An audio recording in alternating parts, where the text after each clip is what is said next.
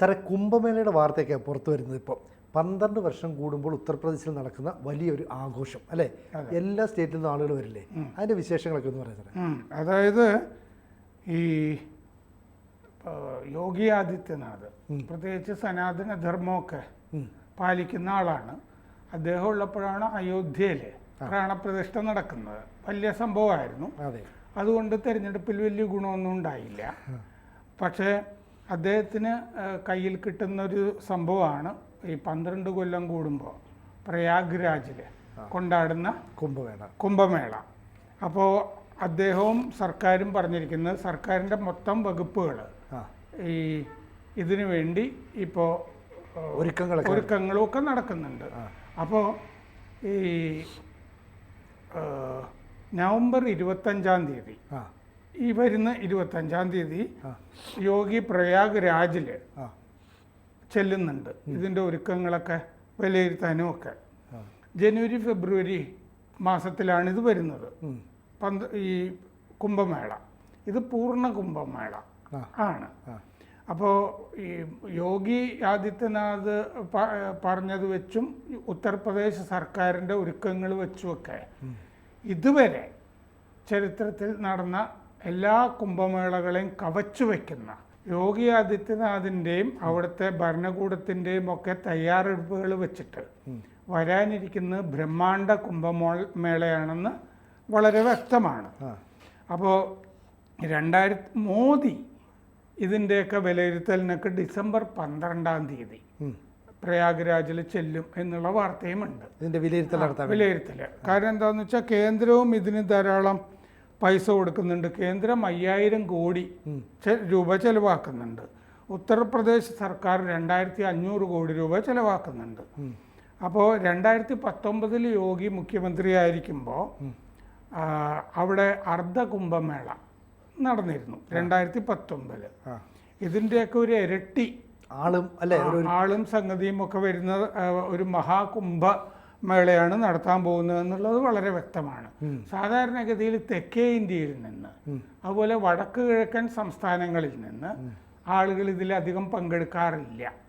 അപ്പോൾ ഇത്തവണത്തെ ഈ കുംഭമേളയിൽ 2 സ്ഥലത്ത് നിന്നു, തെക്കേ ഇന്ത്യയിൽ നിന്ന് കർണാടക, ആന്ധ്ര, കേരളം ഇങ്ങനെ സന്യാസിമാരെയൊക്കെ പ്രത്യേകം ക്ഷണിക്കാൻ തീരുമാനിച്ചിട്ടുണ്ട്.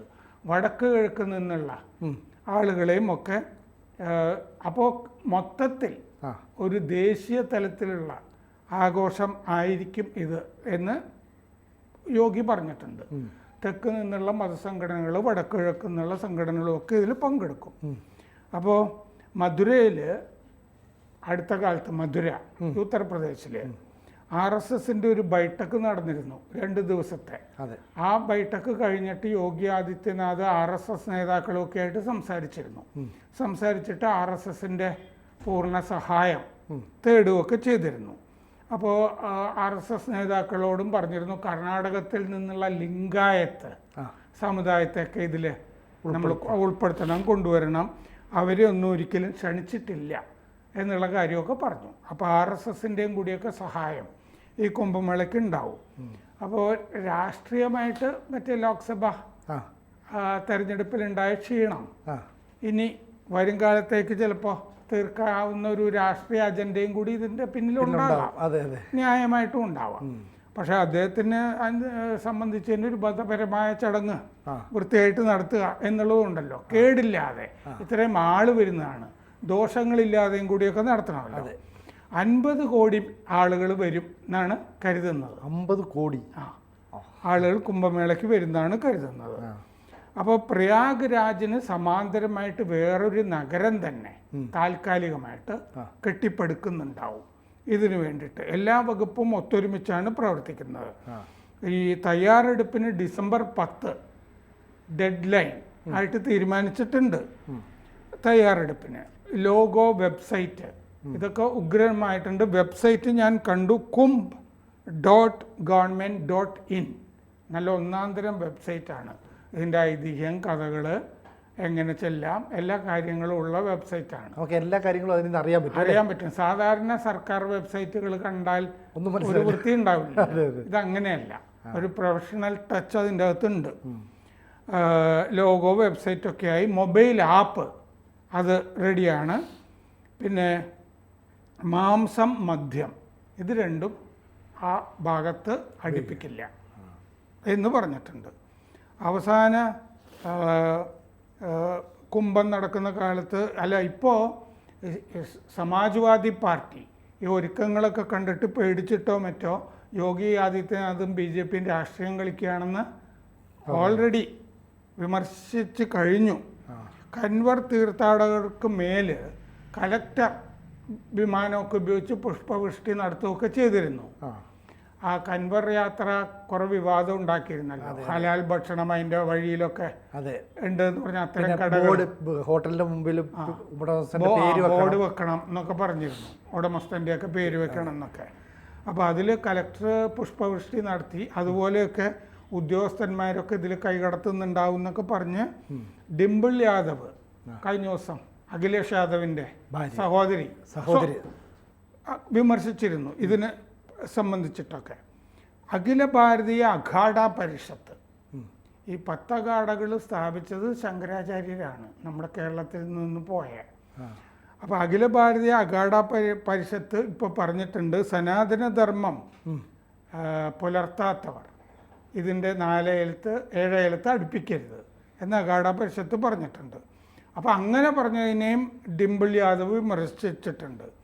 ഈ സനാതനധർമ്മം പാലിക്കാത്ത ആളുകൾക്കൊന്നും കടകൾ നടത്താനൊന്നും ലൈസൻസ് കൊടുക്കരുത് പ്രയാഗ്രാജിൽ എന്നവർ പറഞ്ഞിട്ടുണ്ട്. അപ്പോൾ ഇങ്ങനെ പറയുന്നവർക്കൊക്കെ ഭരണഘടന പുല്ലാണെന്നാണ് ഡിംപിൾ യാദവ് പറഞ്ഞത്. അല്ല, പുല്ലായിക്കോട്ടെ, ചടങ്ങ് മര്യാദയ്ക്ക് നടന്നാൽ മതി. കൂടാരങ്ങൾ ഈ വരുന്ന ആളുകൾക്ക് വേണ്ടിയിട്ടുള്ള 1.6 ലക്ഷം ടെൻറ്റുകൾ പണിയുന്നുണ്ട്. 4000 ഹെക്ടർ ഭൂമിയാണ് അതിനുവേണ്ടി മാറ്റിവെച്ചിരിക്കുന്നത് ടെൻറ്റുകൾക്ക് വേണ്ടി.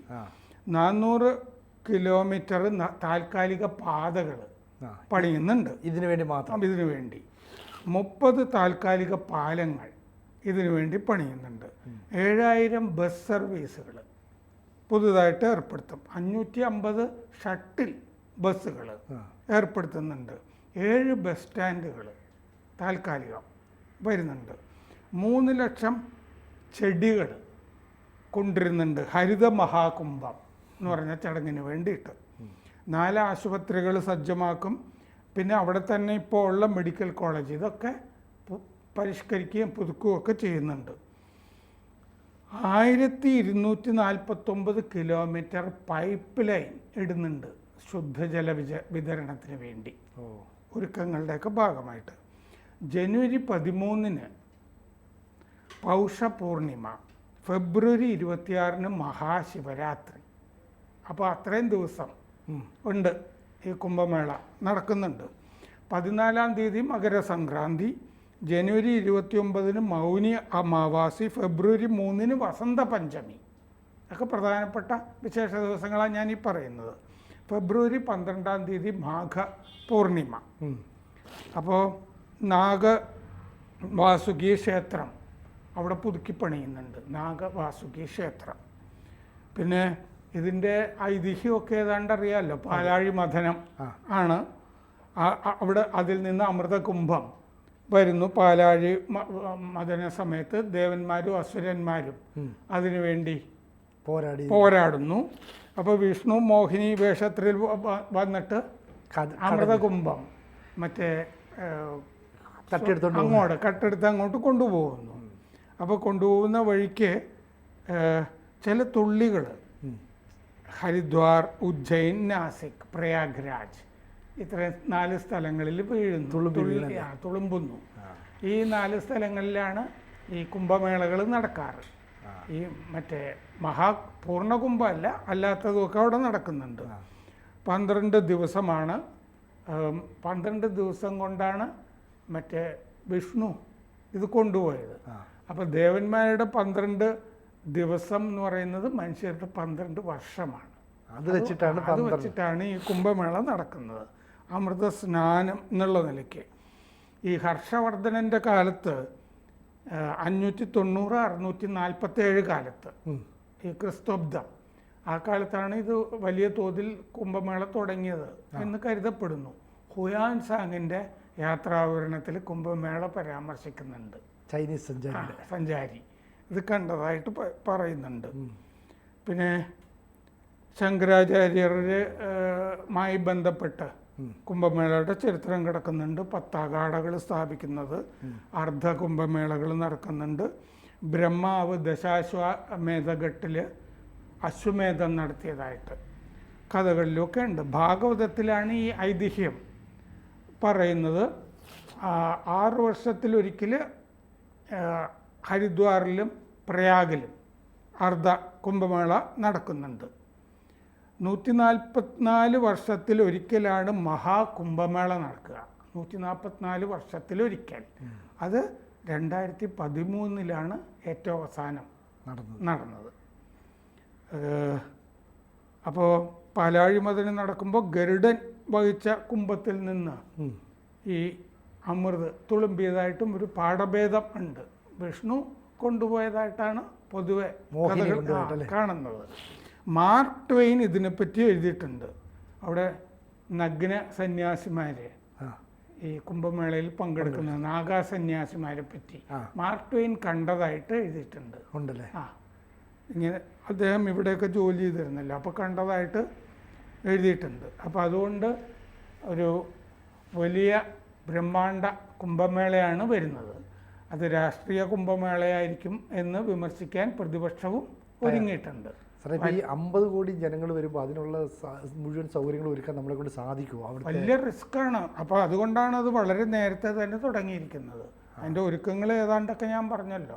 ഇത്ര കൂടാരങ്ങൾ, അങ്ങനെ പാലങ്ങള്, ഒരു വേറൊരു ടൗൺഷിപ്പ് തന്നെ പണിയാണ് പ്രയാഗ്രാജിന് സമാന്തരമായിട്ട് വേറൊരു നഗരം തന്നെ. അതൊക്കെ മോദിയും യോഗിയും കൂടി ചെയ്തു കഴിഞ്ഞാൽ വലിയ കാര്യങ്ങൾ ചെയ്യുന്ന ആളുകളാണ്. അയോധ്യയൊക്കെ നമ്മൾ കണ്ടതല്ലേ. അതെ. അപ്പോൾ സമാനതകളില്ലാത്ത ഒരു ആഘോഷമായിരിക്കും ഇത്തവണ നടക്കുന്നത് നമുക്ക് പ്രതീക്ഷിക്കാം അല്ലേ? അതെ. കൂടുതൽ വാർത്തകളും വിശേഷങ്ങളും നിങ്ങളിലേക്ക് എത്താൻ ABC മലയാളം സബ്സ്ക്രൈബ് ചെയ്യുക, ബെൽ ബട്ടണും അമർത്തുക.